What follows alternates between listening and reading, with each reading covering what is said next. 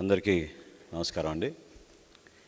ఈరోజు జనసేన పార్టీ నిర్వహించే ఈ పత్రికా సమావేశంలో వ్యవసాయ రంగానికి సంబంధించిన కొన్ని విధానాలు ఈ ప్రభుత్వం జగన్మోహన్ రెడ్డి గారు ముఖ్యమంత్రి అయిన తర్వాత రాష్ట్రంలో రైతన్నకే పెద్దపీట వేస్తామని, వ్యవసాయ రంగాన్నే ఊహించని విధంగా అభివృద్ధి చేస్తామని, రైతు జీవితాలనే మార్చేస్తామని చెప్పిన ఈ ప్రభుత్వం ఒక అంతర్జాతీయ సంస్థ KPMG కన్సల్టెంట్స్ని కూడా వీళ్ళు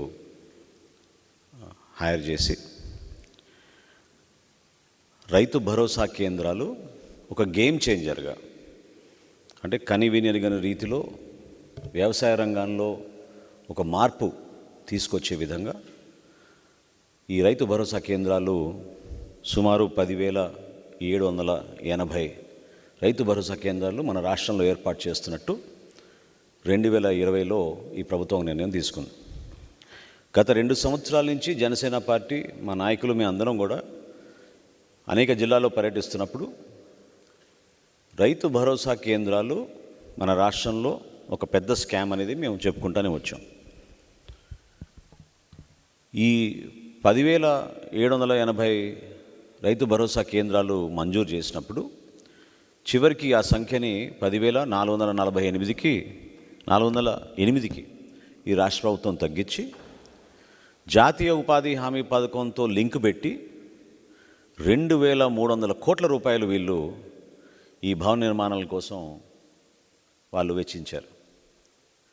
అంటే ఈరోజు తుఫాను వచ్చినప్పుడు మనం గ్రామాల్లో పర్యటిస్తుంటే రైతుల్లో ఉన్న ఆందోళన ఏంటంటే, కనీసం పంట కాలువలు కానీ, మురుగునీటి కాలువలు కానీ ఏవి కూడా వీళ్ళు కనీసం పూడిక తీయలేదు. ఈ జాతీయ ఉపాధి హామీ పథకం ద్వారా రావాల్సిన పనులు, ఆ నిధులు మన గ్రామాలకి కేటాయించకుండా వ్యవసాయ రంగానికి అపార నష్టం కలిగించారనేది ప్రతి రైతు పాపం ఎంతో ఆందోళనతో, ఆవేదనతో చెప్పుకుంటూ వస్తున్నారు. ఈ రైతు భరోసా కేంద్రాల కోసం 2,300 కోట్ల రూపాయలు వీళ్ళు జాతీయ ఉపాధి హామీ పథకం కింద తీసుకొచ్చి ఈ 4.5 సంవత్సరాల్లో వీళ్ళు చేసింది ఏంటంటే కేవలం 3,200 కట్టారు. 3,200 కట్టి ఒక 3,000 సగంలోనే వదిలేశారు. ఇంకొక 4,500 అసలు పూర్తిగా వ్యవసాయ శాఖ దీన్ని అబాండన్, అంటే వదిలేశారు. వాటి గురించి పట్టించుకోవడం లేదు. ఇవి కేవలం పేపర్ పైనే ఉన్నాయి ఈ రైతు భరోసా కేంద్రాలు. అంటే ఎంత నష్టం జరిగింది, ఏ విధంగా ఒక వ్యవసాయ రంగం మన దేశంలోనే ఈ రోజుకి కూడా మన రాష్ట్రంలో ప్రత్యేకంగా ఎక్కువ శాతం ఉపాధి కల్పించే రంగం ఇది. ఇటువంటి రంగాన్ని కూడా వీళ్ళు ఏ విధంగా నష్టం కలిగించే విధంగా కొన్ని విధానాలు తీసుకొచ్చి రైతన్నకి ఇబ్బంది పెట్టే విధంగా చేశారో మీ అందరికీ అర్థం అవ్వాలి. బడ్జెట్ ప్రవేశపెట్టినప్పుడు మంత్రి గారు శాసనసభలో అన్నారు, అన్నదాతకు మట్టికి ఉన్న అనుబంధాన్ని శిరస్సు వహించి అభివాదం తెలిపే ప్రభుత్వం మాది అన్నారు. అదే రోజున ఆయన John F Kennedy, Thomas Jefferson, Sri Sri గారిని కోట్ చేస్తూ రైతు లేనిదే రాజ్యం లేదని, గుండెల నిండా విశ్వాసంతో రైతుల్ని జాగ్రత్తగా చూసుకుంటామని ఇదే ఆర్థిక మంత్రి గారు శాసనసభలో చెప్పారు. మరి ఈ రైతు భరోసా కేంద్రాలకి రాష్ట్ర ప్రభుత్వం ఎంత కేటాయించిందో ఒకసారి చూస్తే, ఏ సంవత్సరం అయితే వాళ్ళు ప్రకటించాలో 2020 నుంచి 2021 ఆర్థిక సంవత్సరంలో 100 కోట్లు ఇచ్చారు. 2021 నుంచి 2022 వరకు బడ్జెట్కి అలొకేషన్ ఎంత ఇచ్చారో కూడా ఎవరు తెలియదు అసలు, దానికి వివరాలే లేవు. 2022-23లో 18 కోట్ల రూపాయలు ఇచ్చారు. ఈ సంవత్సరం 2023-24లో 40,46 లక్షల ఇది బడ్జెట్ అలొకేషన్. అంటే ఇప్పటి వరకు మీరు ఎంత ఖర్చు పెట్టి ఎంత ఇది చేశారండి? 156 కోట్ల రూపాయలు మీరు ఈ 5 సంవత్సరాల్లో ఈ రైతు భరోసా కేంద్రాలకి ఇచ్చి అన్నదాత గురించి ఈ విధంగా మీరు శాసనసభలో మాట్లాడి ఎంత మోసం చేశారో ఈ రోజున క్షేత్రస్థాయిలో పర్యటిస్తే మీకు అర్థమవుతుంది. చాలా రైతు భరోసా కేంద్రాలు అద్దెకి తీసుకున్నారు. క్షేత్రస్థాయిలో నేను పర్యటించి నేను చెప్తున్నాను వాస్తవాలు. సంవత్సరం నుంచి అద్దె చెల్లించలేదు. రైతు భరోసా కేంద్రాలకి ఇవ్వాల్సిన అద్దె రాష్ట్ర ప్రభుత్వాన్ని నుంచి అక్కడ స్థానికంగా ఉన్న యాజమాన్యాలకి ఇబ్బంది కలిగే విధంగా ఈ రోజు వరకు కూడా వాళ్ళకి అద్దె ఇవ్వలేదు. ఫ్రస్ట్రేషన్లో పాపం చాలామంది తలాలు వేసేసారు లాభం లేదని. ప్రతి రైతు భరోసా కేంద్రంలో కనీసం 5 ఎంప్లాయీస్ ఉంటారని వీళ్ళు చెప్పారు. ఈరోజు ఎంతమంది ఉన్నారండి? ఒక్కరు, కేవలం ఒకే ఒక ఎంప్లాయీని వీళ్ళు పెట్టారు. ఎక్కడ చూసినా ఒక 20 అంశాల గురించి వీళ్ళు ప్రస్తావిస్తూ ఈ 20 కార్యక్రమాలు కూడా రైతు భరోసా కేంద్రాల్లో ఒక నాలెడ్జ్ సెంటర్గా, ప్రతి గ్రామంలో ఒక నాలెడ్జ్ సెంటర్గా మేము మార్చేస్తాం వ్యవసాయ రంగాన్ని ఈ రైతు భరోసా కేంద్రాల ద్వారా అని చెప్పిన వ్యక్తులు చివరికి రైతుకి అందించాల్సిన పరికరాలు, తైవాన్ స్ప్రేలు కానివ్వండి, తార్పాలిన్లు కానివ్వండి, ట్రాక్టర్లు కానివ్వండి, రోటోవేటర్లు కానివ్వండి, వీటన్నిటిని కూడా మార్కెట్ ధర కన్నా ఎక్కువగా అమ్మే విధంగా తీసుకొచ్చారు. విత్తనాలు కూడా మార్కెట్ ధరలో లభించే ధర కన్నా ఎక్కువ రేటుకి ఇక్కడ అమ్ముతున్నారు. ఎందుకంటే ఒక 39 కంపెనీలతో వీళ్ళు ఎంఓయూ చేసుకున్నారు. విత్తనాల సరఫరా కోసం ఒక 39 కంపెనీలతో ఎంఓయూ చేసుకుని ఈ 39 కంపెనీల నుంచి వచ్చే విత్తనాలే వీళ్ళు సరఫరా చేసుకుంటూ అధిక ధరలకు అమ్ముతున్నారు.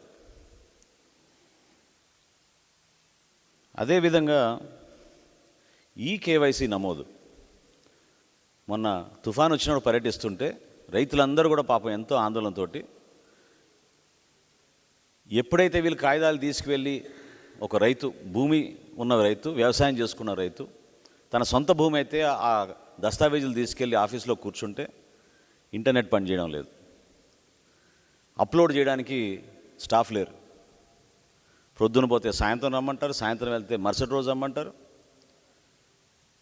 ప్రభుత్వం చేసిన తప్పిదాల వలన ఈ రోజున రైతుకి కనీసం ఇన్సూరెన్స్ పథకం కూడా వర్తించకుండా ఈరోజు అనేక మంది, లక్షల మంది రైతులు నష్టపోయారు. ఇక కౌలు రైతుల విషయం అయితే వర్ణాతీతం. CCRC కార్డు ఉంటేనే మీది ఈ కేవైసీలు నమోదు చేస్తామంటున్నారు. ఒకప్పుడు మన రాష్ట్రంలో 32 లక్షల మంది కౌలు రైతులు ఉన్నారన్నారు. అవి క్రమేణా తగ్గించుకుంటూ ఇప్పుడు 17 లక్షలు ఉన్నారని చెప్పి రాష్ట్ర ప్రభుత్వం చెప్తోంది. ఎవరైనా అడుగుతారు, ఏ గ్రామానికి వెళ్ళినా కనీసం 65 నుంచి 70% వ్యవసాయం ఈరోజు ఆంధ్రప్రదేశ్లో కౌలు రైతులు చేసుకుంటున్నారు పాపం. కానీ కౌలు రైతులకి మాత్రం క్షేత్రస్థాయిలో ఉన్న ఈ రైతు భరోసా కేంద్రాల్లో న్యాయం జరగడం లేదు, నమోదు కూడా చేసుకోలేకపోతున్నారు వాళ్ళు. ఆ ఇబ్బందికరమైన పరిస్థితి ఎందుకు వచ్చిందంటే కనీసం అక్కడ సిబ్బంది లేరు కాబట్టి. 13,325 గ్రామ పంచాయతీల్లో 680 మండలాలు మన రాష్ట్రంలో అయితే ఎప్పటి నుంచో ఉన్న వ్యవస్థ, ధాన్యం కొనుగోలు విషయంలో కానివ్వండి, విత్తనాల సరఫరాలో కానివ్వండి, అన్నిటికన్నా ముఖ్యం ఫర్టిలైజర్, యూరియా, DAP ఈ సరఫరాల విషయంలో ఎప్పుడూ రైతుకి ఆ దుకాణం నిర్వహిస్తున్న యాజమాన్యానికి ఒక అనుబంధం ఉండేది. పరస్పరం వాళ్ళకి ఎక్కడైనా పొరపాటు జరిగితే వాళ్ళ ప్యాకెట్ తీసుకెళ్ళి మళ్ళీ తిరిగి ఇవ్వడం, దానికి ఆ షాప్ యాజమాని జాగ్రత్తగా వాళ్ళకి వేరే కంపెనీని తెప్పించో ఏదో ఆల్టర్నేటివ్ అరేంజ్మెంట్ చేసో రైతుని కాపాడే విధంగా చేసేవాళ్ళు. రాష్ట్రంలో 23,076 ఫర్టిలైజర్ షాపులు ఉన్నాయి. 23,076 ఫర్టిలైజర్ షాపులు. ఈ షాపుల పైన ఈరోజు దౌర్జన్యంగా వీళ్ళు ఇబ్బంది పెట్టి కేవలం RBKలోనే మీరు కొనాలని, ఎందుకంటే అక్కడ కూడా ఫర్టిలైజర్ కూడా మళ్ళీ మార్కెట్ రేట్ కన్నా ఎక్కువ ధరకు అమ్ముతున్నారు. పోనీ ప్రతి రైతుకు అందుతుందా? అందదు. అక్కడ స్థానికంగా ఉన్న వైఎస్ఆర్సీపీ నాయకుడు చెప్తేనే ఇస్తారు. ఇన్ని ఇబ్బందులు పడుతుంటే రైతులు ఏ విషయంలోనైనా సరే, ఒక రైతుని ఈరోజు మనం పోయి కలిస్తే ఈ రైతు భరోసా కేంద్రాల వలన మీకు ఏమైనా బెనిఫిట్ కలిగిందా? రండి, మీరు క్షేత్రస్థాయిలో మనం వెళ్ళి చెక్ చేద్దాం. దానికి నేను 2 అద్భుతంగా స్టడీ చేసిన వివరాలు కూడా నేను మీ ముందు పొందుపరుస్తాను. ఎక్కడైనా సరే కనీసం సాయిల్ టెస్టింగ్, ఈ RBKలో వాళ్ళు చేయాల్సింది ఏంటంటే కనీసం రైతుకి మార్కెట్ ఇంటర్వెన్షను, స్టెబిలైజేషను, ఈ పంటకి ఎక్కువ ధర వస్తుంది మీరు మార్చుకోండి, ఫోర్కాస్టింగ్ చేయాలి కదా స్థానికంగా. అసలు తుఫాన్ వచ్చినప్పుడు, అధిక వర్షాలు వచ్చినప్పుడు, రైతు కష్టాలు ఉన్నప్పుడు 3 రోజులు, 4 రోజులు, వారం రోజుల తర్వాత కూడా మనం పోయి అడిగితే ఒక్క సిబ్బంది, అగ్రికల్చర్ ఎక్స్టెన్షన్ ఆఫీసర్లు ఇదివరకు తిరిగేవాళ్ళు క్షేత్రస్థాయిలో, ఈ రోజున ఒక్క సిబ్బంది కూడా గ్రామీణ ప్రాంతాల్లో వచ్చి రైతుకి ఒక భరోసా కల్పించి ఆదుకునే విధంగా ఎవరు కూడా నిలబడడం లేదు. ఇంకా ఆశ్చర్యం ఏంటంటే ఆంధ్రప్రదేశ్ రైతు సాధికారిక సంస్థను ఏర్పాటు చేశాం. అదేంటంటే జీరో కాస్ట్ తోటి, జీరో బడ్జెట్ తోటి న్యాచురల్ ఫార్మింగ్ చేద్దామని. అసలు మీలో చిత్తశుద్ధి ఉంటే ఇప్పటి వరకు ఈ రైతు భరోసా కేంద్రాలు ఈ ఆంధ్రప్రదేశ్ రైతు సాధికారిక సంస్థతోటి ఎందుకు మీరు అనుసంధానం చేయలేపారు? ఎక్కడైనా ఈరోజు ప్రపంచంలోనే ఆర్గానిక్ ఫార్మింగ్కి ఉన్న విలువ, రైతు కష్టపడి పండించే ఆ ధర చాలా అధికంగా వస్తుంది. కానీ మీరు ఏం ప్రోత్సహించారు, ఏం చేశారు? అక్కడ మా తెనాలి మండలంలో, తెనాలి నియోజకవర్గంలో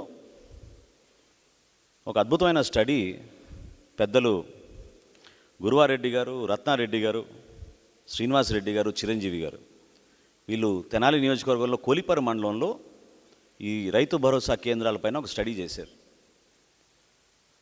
అంటే వాస్తవాలు ఏంటి, రైతు భరోసా కేంద్రాల వలన ఈరోజు వాస్తవం ఏంటి క్షేత్రస్థాయిలో? తెనాలి ఇక్కడ సచివాలయానికి ఎంత దూరం ఉందండి? 30 కిలోమీటర్లు. వాళ్ళు వెల్లడించిన వాస్తవాలు చూస్తే చాలా ఆశ్చర్యం కలిగించింది. కేవలం 3 నుంచి 10% ప్రొక్యూర్మెంట్ జరుగుతుంది. అది కూడా స్థానిక వైఎస్ఆర్సీపీ నాయకుడు చెప్తే. అసలు ఈ వ్యవస్థని వీళ్ళు ఏదైతే మార్పు కోసం తీసుకొచ్చామో, అద్భుతంగా జరిగిపోతుందని చెప్పారో, నీతి ఆయోగ్ లాంటి సంస్థ కూడా ఇది చాలా బాగుంది ఆంధ్రప్రదేశ్లో చేసేది, దీన్ని మనం వేరే రాష్ట్రాలు కూడా తీసుకెళ్లాలని సర్టిఫికెట్ ఇచ్చారు. మరి వాళ్ళు ఏ కారణాలతో సర్టిఫికెట్ ఇచ్చారు, వాళ్ళు ఎక్కడ పర్యటించారు, అది వాళ్ళకే తెలియాలి.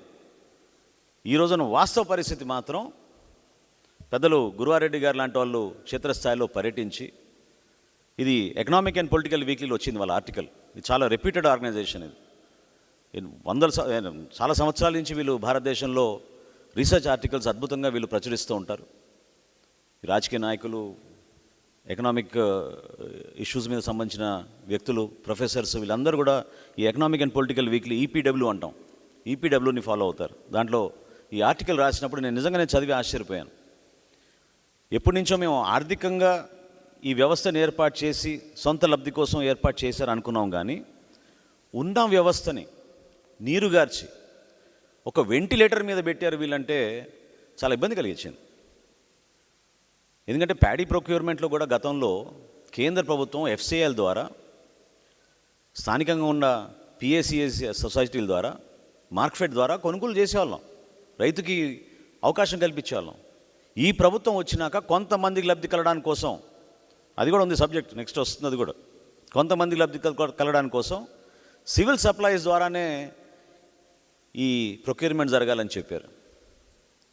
ఎంత దయనీయమైన పరిస్థితి అంటే, అసలు అదేవిధంగా గురువారెడ్డి గారు ఇచ్చిందే కాకుండా ఎన్జి రంగా అగ్రికల్చర్ యూనివర్సిటీ నుంచి కూడా వాళ్ళు తూర్పుగోదావరి జిల్లాలో వాళ్ళు పర్యటించి అసలు దీనివలన రైతులకి ఏ విధంగా ఉపయోగపడుతుందా లేదా అనేది నాగేంద్రబాబు గారు, వేణుప్రసాద్ గారు, వెంకటరామయ్య గారు, ఉషా గారు, శర్మ గారు వీళ్ళు పర్యటించి వీళ్ళు కూడా ఒక రిపోర్ట్ తయారు చేశారు. అందులో ఒక టేబుల్ నేను మీకు చూపిస్తున్నాను. ఈ 16 అంశాల్లో రైతు ఎక్కడైనా ఏ అంశంపైన సాటిస్ఫైడ్ ఉన్నాడంటే 15 అంశాల్లో 70% కన్నా ఎక్కువగా వ్యతిరేకత చూపించారు. 15 అంశాలు. ఒకే ఒక అంశం పైన, పశువులకి దానా విషయంలో అదొక్కటే వాళ్ళకి సంతృప్తి కలిగింది. మిగతా అంశాలన్నీ కూడా వాళ్ళు 100%, ఒక 9 అంశాలైతే 100% వాళ్ళు నెగిటివ్గా ఇచ్చారు రిపోర్ట్. అంటే ఎందుకు మీరు ఈ వ్యవస్థను ఇట్లా చేశారు?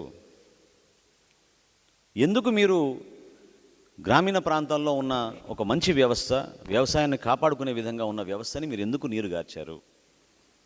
ఇదేంటంటే మీరు కేవలం డిస్రప్టివ్ పాలిటిక్స్, మీకు ఒక రాజకీయ లబ్ధి కోసం వ్యవస్థల్ని మీరు చిందరవిందరు చేసేసి స్థానికంగా ఉన్న మీ పార్టీ నాయకులకి అవకాశం కల్పించి విత్తనాల సరఫరాలో కానివ్వండి, లేదా మీరిచ్చే ఫర్టిలైజర్లో కానివ్వండి, చివరికి కొనుగోలు విషయంలో కానివ్వండి, ప్రతి ఒక్కరికి కూడా మీరు అన్యాయం చేసే విధంగా ఈ రైతు భరోసా కేంద్రాలు తీసుకొచ్చి నష్టం కలిగించారు. ఇదే 2,300 కోట్ల రూపాయలు మనం ఈ రోజున మన ప్రాంతంలో కాలువల్ని మన ఆధునీకరణ చేసుకుని ఉంటే, కనీసం మెయింటెనెన్స్ చేస్తుంటే మొన్న జరిగిన ఈ తుఫాన్లో అంత నష్టం జరిగేది కాదు. ఖచ్చితంగా ఇది కేవలం ఈ రైతు భరోసా కేంద్రాలు అనేది మభ్యపెట్టడానికి కోసం ఒక నాలెడ్జ్ సెంటర్ క్రియేట్ చేస్తున్నాం. ఒక భయంకరమైన వ్యవస్థని, అంటే భయంకరం అంటే ఇబ్బందుల్లో ఉన్న వ్యవస్థని మేము పూర్తి స్థాయిలో జగనన్న వల్లనే రైతు జీవితాలు మారిపోతాయని చెప్పి మభ్యపెట్టి 2,300 కోట్ల రూపాయలు వీళ్ళు జాతీయ ఉపాధి హామీ పథకం నుంచి తీసుకొచ్చి ఈ బిల్డింగ్ నిర్మాణాల కోసం పెట్టారు. అవి కూడా పూర్తి కాలేదు. వాటి గురించి ఎవరు మాట్లాడడం లేదు. మరి ఆర్థిక శాఖ మంత్రి గారు ఆయన ప్రవేశపెట్టిన బడ్జెట్లో బడ్జెట్ అలొకేషన్లు కేవలం 156 కోట్లు. సరైన టైంకి మీరు ఈ రోజుకి అద్దె కట్టలేకపోతున్నారు. సంవత్సరం నుంచి అద్దె కట్టలేదు వీళ్ళకి.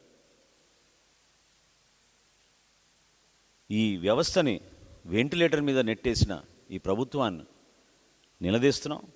ఖచ్చితంగా ఇది కేవలం మీ రాజకీయ లబ్ధి కోసం సజావుగా జరిగే వ్యవస్థ. గ్రామ స్థాయిలో, మండల స్థాయిలో, జిల్లా స్థాయిలో వాళ్ళకున్న పరిచయాలతోటి పాపం వాళ్ళు కష్టపడి పండించిన ధాన్యాన్ని ఓ చోట అమ్మేవాళ్ళు. ఈ రోజున మీరు తేమ శాతం ఎంత ఉందో మీరు చెక్ చేసి ఒక స్లిప్ ఇస్తారు. ఆ స్లిప్ తీసుకుని 50 కిలోమీటర్ల దూరం పోవాలి, 30 కిలోమీటర్ల దూరం పోవాలి రైతు. అక్కడ పోతే ఆ మిల్లు యాజమాని ఇది నేను కొన్న అంటాడు. ఎన్ని అవస్థలు, ఎన్ని ఇబ్బందులు పెట్టారో మీరు ఈ రైతుల్ని. ఈ రైతు భరోసా కేంద్రాల ద్వారా దీన్ని సరి చేసుకోవాలి. ఇటువంటి పాలసీ విధానాన్ని మనందరం కూడా ఒక బాధ్యత తీసుకుని రైతుకు మాత్రం ఎక్కడ కూడా కష్టం రాకుండా, ఏదైతే ఇది ఒక గేమ్ చేంజర్ అని చెప్పిన ఈ నాయకులు ఖచ్చితంగా ఇది కేవలం దళారులకు ఉపయోగపడే విధంగా మారిందనేది ఈ రోజున జనసేన పార్టీ నుంచి మేము ఈ రైతు భరోసా కేంద్రాల గురించి రాష్ట్ర ప్రజలకి తెలియజేస్తున్నాం.